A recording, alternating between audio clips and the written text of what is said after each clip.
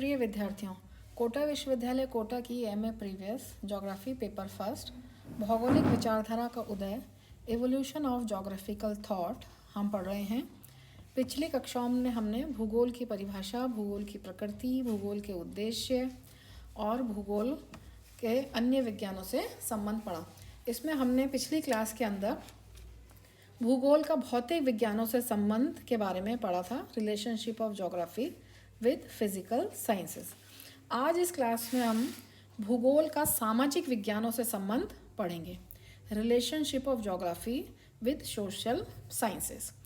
अब इसमें अगर अपन सबसे पहले बात करें सामाजिक विज्ञान के अंदर कि किस तरह से भूगोल का संबंध, जैसे पहले भी मैंने बताया आपको कि भूगोल जो है ज्योग्राफी के अंदर अपन सारे विषयों को इसके अंदर पढ़ते हैं। तो भूगोल की जो प्रमुख शाखाएं हैं उनकी अगर अपन सबसे पहले बात करें भूगोल की शाखाओं की, तो भूगोल को दो भागों में विभाजित किया गया है, भौतिक भूगोल और मानव भूगोल। भौतिक भूगोल की तीन प्रमुख शाखाएं हैं। फिजिकल भौतिक भूगोल के अंदर स्थल मंडल, जिसको अपन कहेंगे भू आकृति विज्ञान, दूसरा जलवायु विज्ञान और तीसरा समुद्र विज्ञान। ये फर्स्ट ईयर में आपने पढ़ा होगा और एमए प्रीवियस में आपके फिजिकल ज्योग्राफी कोर्स में।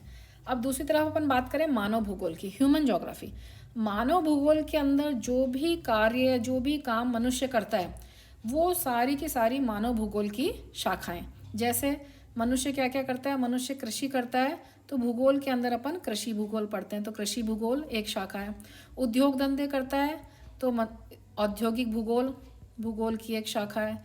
इसी तरह से आर्थिक क्रियाकलाप करता है तो आर्थिक भूगोल मानव भूगोल की एक शाखा है। इसी तरह से ऐतिहासिक भूगोल, राजनीतिक भूगोल और सामाजिक भूगोल, तो ये सब भूगोल की शाखाएं हैं। इसी तरह से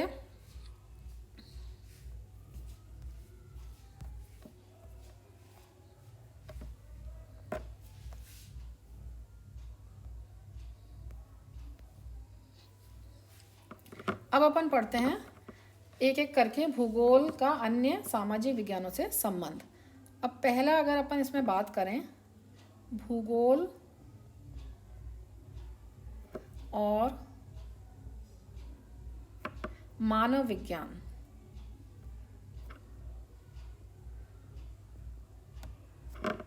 भूगोल और मानव विज्ञान, ज्योग्राफी एंड एंथ्रोपोलॉजी। मानव विज्ञान का मतलब है एंथ्रोपोलॉजी। तो जो मानव विज्ञान है इसके अंदर एंथ्रोपोलॉजी में प्राणियों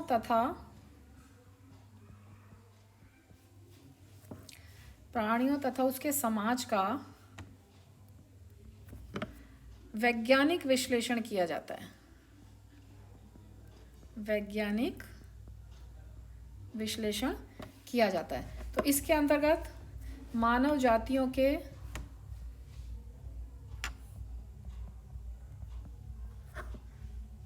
उद्भव, उनके विकास, वितरण, उनकी कार्यकुशलता,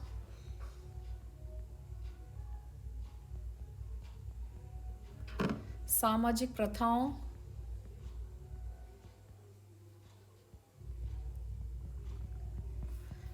धर्म, भाषा और सांस्कृतिक पक्षों का अध्ययन अपन मानव विज्ञान के अंतर्गत करते हैं। अब इसी तरह से भूगोल की एक शाखा है जिसमें मानव भूगोल में भी मानव प्रजातियों के उद्भव, विकास, शारीरिक लक्षण,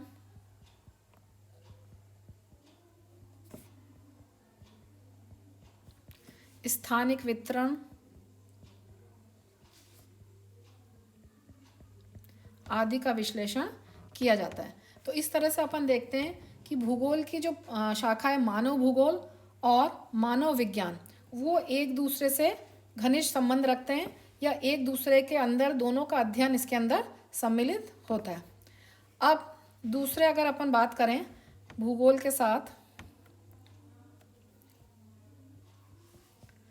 भूगोल और अर्थशास्त्र विषय की, ज्योग्राफी एंड इकोनॉमिक्स। अब अपन देखते हैं कि अर्थशास्त्र के अंदर, इकोनॉमिक्स के अंदर, जो इकोनॉमिक्स का मूल जो विषय है अर्थशास्त्र का, वो है अर्थव्यवस्था। अर्थशास्त्र का जो मूल विषय है वो है अर्थव्यवस्था। इसमें अपन किसी स्थान या क्षेत्र या जन समुदाय के समस्त जीविका स्रोतों या आर्थिक संसाधनों के प्रबंधन, संगठन तथा प्रशासन की अर्थव्यवस्था करते हैं। इसी तरह से भूगोल की जो शाखा है आर्थिक भूगोल, आर्थिक भूगोल में भी विभिन्न प्रकार की जो मानव की आर्थिक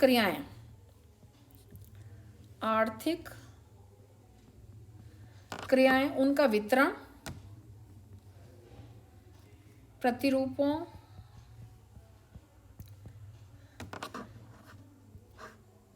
जैसे आखेट, पशुपालन, कृषि, खनन, विनिर्माण उद्योग,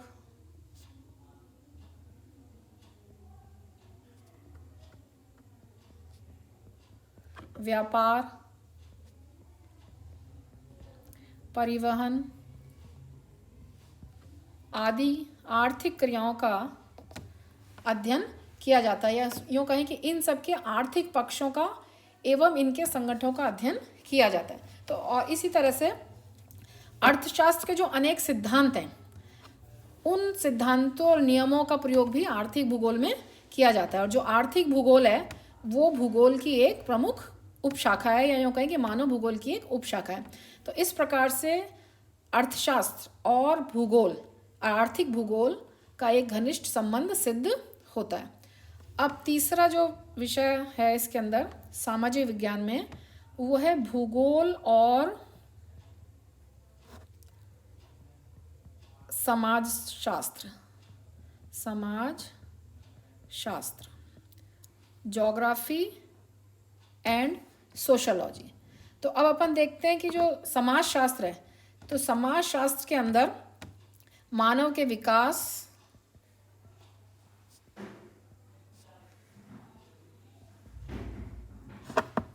उसकी प्रवृत्ति तथा नियमों का वैज्ञानिक विश्लेषण करते हैं, या वैज्ञानिक विश्लेषण करके अपन उसका अध्ययन करते हैं, या उसको पढ़ते हैं, या उसकी व्याख्या करते हैं। तो इसके अंदर समाजशास्त्र में मानव समाज की उत्पत्ति, उसका विकास, संरचना तथा सामाजिक संस्थाओं का अध्ययन सम्मिलित है। इसी तरह से मानव भूगोल के अंदर, मानव भूगोल की एक शाखा है सामाजिक भूगोल। तो मानव भूगोल की जो शाखा है सामाजिक भूगोल, उसके अंदर भी, सामाजिक भूगोल के अंदर भी सामाजिक भूगोल में भी मानव के विकास, वितरण का भौगोलिक अध्ययन किया जाता है। इस तरह से सामाजिक भूगोल और समाजशास्त्र एक दूसरे के लिए महत्वपूर्ण सामग्री प्रदान करते हैं, या यूँ कह सकते हैं कि भूगोल, या यूँ कहें कि सामाजिक भूगोल और समाजशास्त्र है, इन दोनों का एक निकट का संबंध है। अब इसके बाद आता है समाजशास्त्र के बाद चौथा भूगोल और इतिहास, भूगोल और इतिहास, ज्योग्राफी एंड हिस्ट्री। तो हिस्ट्री के अंदर हमें पता है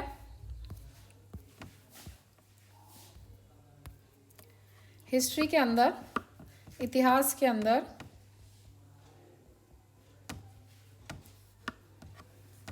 किसी भी देश या यूँ कहेंगे किसी भी देश या प्रदेश के इतिहास पर भौगोलिक पर्यावरण का प्रभाव पड़ता है। भौगोलिक पर्यावरण का प्रभाव पड़ता है, या यूँ कहें कि प्राकृतिक तथा मानवीय पर्यावरण में परिवर्तन के परिणाम स्वरूप ही किसी देश का इतिहास का निर्माण होता है।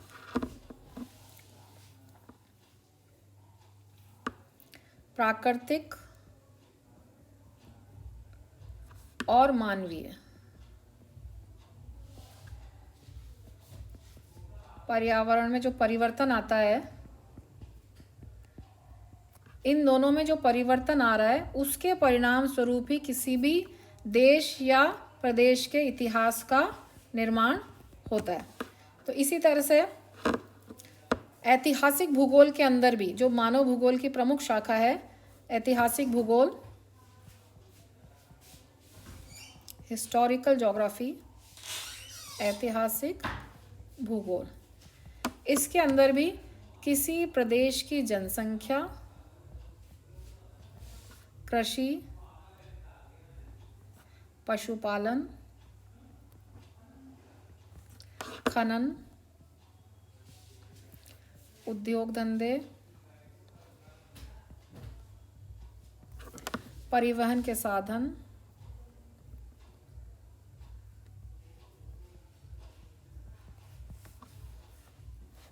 आदि का अध्ययन ऐतिहासिक भूगोल में किया जाता है। तो इस तरह से ऐतिहासिक भूगोल जो है वो एक मानव भूगोल की प्रमुख शाखा है। मानव भूगोल की एक शाखा है। इसके अंतर्गत ऐतिहासिक घटनाओं का विश्लेषण स्थानिक और भौगोलिक संदर्भ में किया जाता है।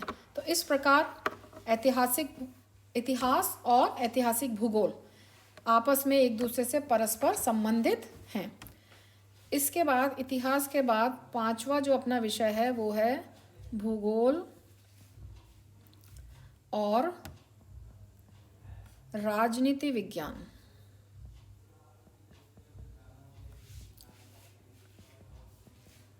Geography and political science. अब अपन देखें कि राजनीति विज्ञान के अंतर्गत जो केंद्र बिंदु है वो है शासन व्यवस्था। शासन व्यवस्था का अध्ययन राजनीति विज्ञान के अंदर किया जाता है।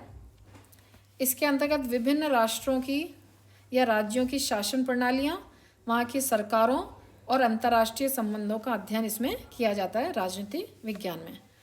इसी तरह से राजनीतिक भूगोल, भूगोल की मानव भूगोल की एक शाखा है राजनीतिक भूगोल। राजनीतिक जो भूगोल है वो मानव भूगोल की शाखा है और मानव भूगोल भूगोल की प्रमुख शाखा है। तो राजनीतिक भूगोल के अंदर भी अपन राजनीतिक रूप से संगठित राष्ट्रों की सीमा का विस्तार, विभिन्न शासित भूभाग, इनके संसाधन, आंतरिक तथा विदेशी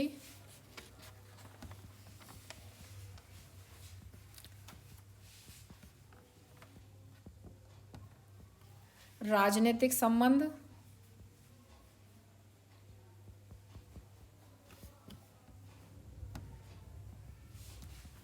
आदि का अध्ययन इसमें किया जाता है।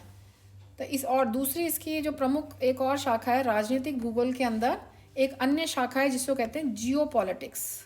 जियोपॉलिटिक्स भू राजनीति जियोपॉलिटिक्स या भू राजनीति।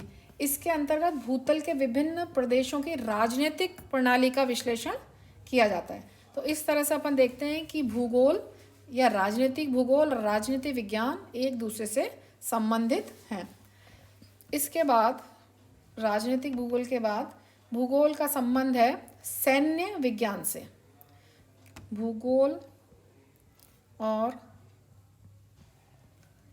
सैन्य विज्ञान, ज्योग्राफी एंड मिलिट्री साइंसेस। अब किस तरह से भूगोल का संबंध सैन्य विज्ञान के अंतर्गत है, ये अपन देखते हैं कि सैन्य विज्ञान के अंतर्गत राष्ट्रों या राष्ट्र या देशों की सीमाओं, इनकी भौगोलिक स्थिति, प्राकृतिक तथा मानवीय संसाधनों,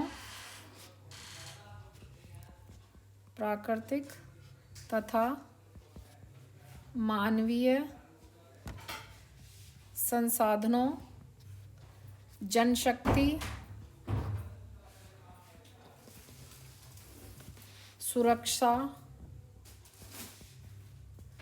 सुरक्षा आदि से संबंधित तत्वों का अध्ययन इसमें किया जाता है सैन्य विज्ञान के अंतर्गत। इसी तरह से अगर अपन देखें कि भूगोल की एक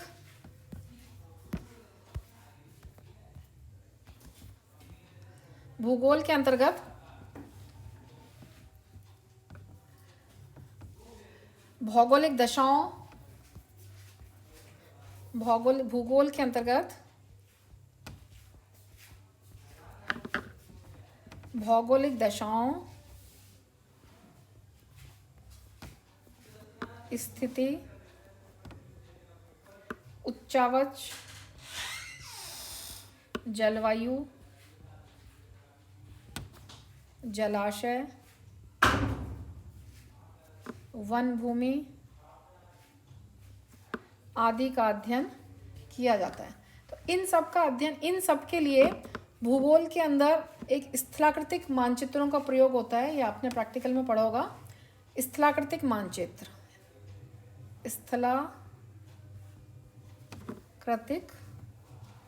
मानचित्र, जिसे इंग्लिश में टोपोग्राफिकल मैप्स या टोपोग्राफिकल शीट्स कहते हैं।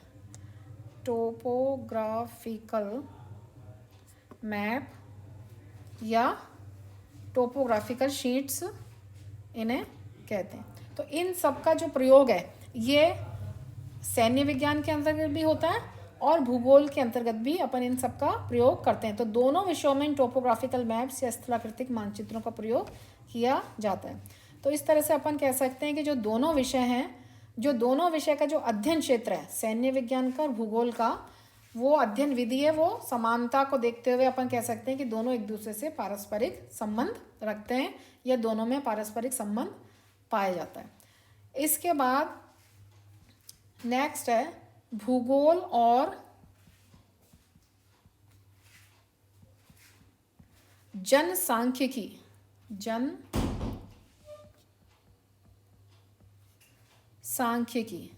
मतलब ज्योग्राफी एंड डेमोग्राफी। तो जो जनसांख्यिकी विषय है डेमोग्राफी, इसके अंतर्गत जनसंख्या का आकार, इसकी संरचना, विकास आदि का अध्ययन किया जाता है। इसमें जनसंख्या संबंधी आंकड़ों का, इनका जनसंख्या के जो संबंधित आंकड़े हैं उनका एकत्रण, आंकड़ों का एकत्रण, इनका वर्गीकरण, मूल्यांकन तथा विश्लेषण किया जाता है। इसी तरह से मानव भूगोल की एक उपशाखा है, भूगोल की शाखा है मानव भूगोल, और मानव भूगोल की एक उपशाखा है जिसमें मानव भूगोल की उपशाखा है जनसंख्या भूगोल। जनसंख्या भूगोल। अब जनसंख्या भूगोल के अंदर भी अपन जनसंख्या का वितरण, संगठन, विकास, स्थानांतरण आदि का अध्ययन करते हैं। तो इस तरह से जो जनसंख्या भूगोल है, या यूँ कहेंगे कि जो डेमोग्राफी है, जनसांख्यिकी विषय है, वो भूगोल के जनसंख्या भूगोल से संबंध रखता है। तो इस तरह से आज अपन ने देखा कि जो भूगोल है वो सामाजिक विज्ञानों से किस तरह से संबंधित है, कि भूगोल के अंदर अपन मानव विज्ञान का भी अध्ययन करते हैं, अर्थशास्त्र का भी अध्ययन करते हैं, समाजशास्त्र का भी अध्ययन करते हैं, इतिहास, राजनीति विज्ञान, सैन्य विज्ञान और जनसांख्यिकी, डेमोग्राफी का अध्ययन भी भूगोल के अंतर्गत किया जाता है। नेक्स्ट क्लास में नेक्स्ट टॉपिक पढ़ेंगे। Thank you.